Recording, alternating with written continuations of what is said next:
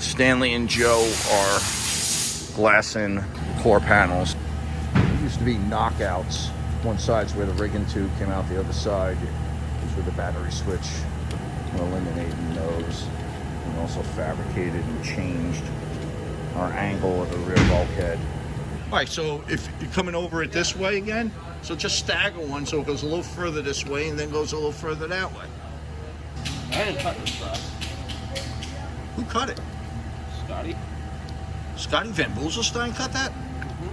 Are we just blaming him because he's not here? Why we blame him even if he was here? If he was here. Guess I missed all the excitement. Another little grind fest here. Joe and Derek knocked down what they laminated yesterday. Yeah, they got all the wells glassed up as you saw. We'll get some bilge coat on the bottom of this and get her flipped over so we can get our glass and body work done on the inside.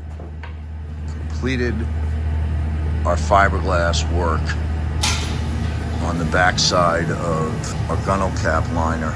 Joey, Derek, Stanley getting a coat of bilge coat on the interior surfaces, where you'll be able to gain access. You know, if you stick your head in there and want the surfaces to all look finished. Finish the final coat to the inside gunnel. Now we will be flipping her over, doing one more fit into the hull, and we'll proceed on to our interior fiberglass work and body work, which, to say we have our hands full is a little bit of an understatement.